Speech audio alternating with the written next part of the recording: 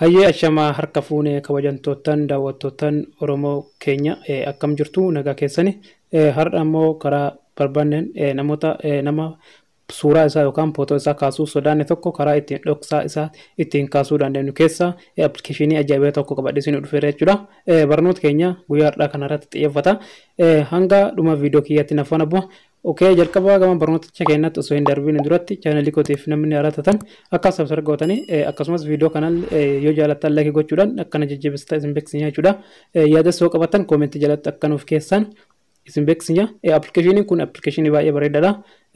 Asirratti viidiyoo osoo hin taane suuraa garaagaraa suuraa nama tokko kaasuu yoo sodaanne karaa salphaadhaan osoo namni suuratti hin beekin karaa qal'aa ta'een karaa mala salphaadhaan itti fayyadamne suuraa nama sanii fudhachuu ni dandeenya jechuudha. Amma walumaa galatti appilikeeshiniin kun isa kana jechuudha.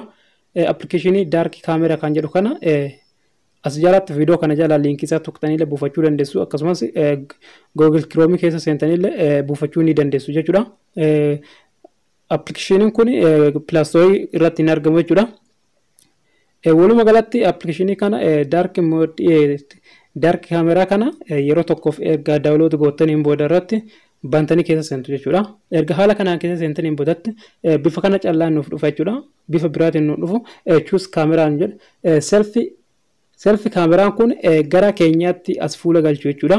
Yeroo ammoo irratti tuqnetti mini kaameraa jechuun gara duubaatti achi fuula galchu jechuudha. Isin walumaa galatti yeroo as ofitti fuula galchitan iddoo kanatti fakkeenyaaf selfie kaameraan gara fuula keenyaatti as fuula galchu jechuudha. Mini kaameraan kun ammoo achi gara dugda duubaatti suuraa san deebisu jechuudha.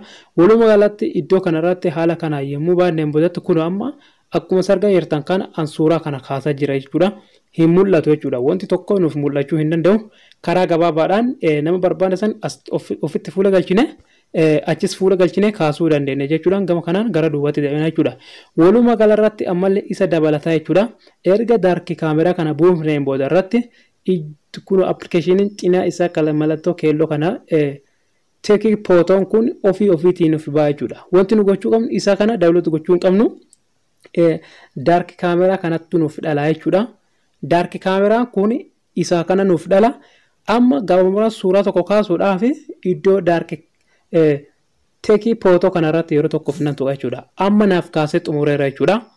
Irratti tuqu qofa yeroo isin irratti tuqxanitti kallattumarratti suuraa san nuuf kaasa waan ta'eef irratti tuqne karaa salphaadhaan nama sodaanne tokko itti fuula qabne suuraa san ofitti deebinee kaane yookaan ammoo achi fuula garagalchine akka barbaanne kaasuu ni dandeenya jechuudha. Daawwattootaan teenya amma walumaa galatti appilikeeshiniin kun daark kaameraa kana qofa buufattanu ammoo teekii pootoon kun ofiitiif nuuf ba'a jechuudha. Kanattuu dhala jechuudha. Gabaabumatti karaa kana appilikeeshinii kana gadi buufattanii jennaan suuraa kana teekii pootoon kun ammoo daark kaameraa kanatti nuuf dhala.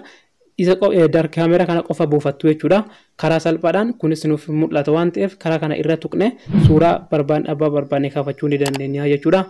Viidiyoo kanas yoo jaallattan like gochuu hin dagatina. Akkasumas viidiyoo kana nama biraallee share gochuudhaan akka irra fayyadamtan abdii irra qaba waan ta'eef karaa kana nama sodaanne tokko suuraa kaafachuu dandeenya jechuudha. Haga viidiyoo biraatti walitti deebiin turtiin keessan afaan bu'aasaniin jecha galatooma YouTube chaanala kiyyalleen subscribe gochuudhaan nu hordofaa jedha. Viidiyoo biraatti hanga walitti deebiin turtii gaarii.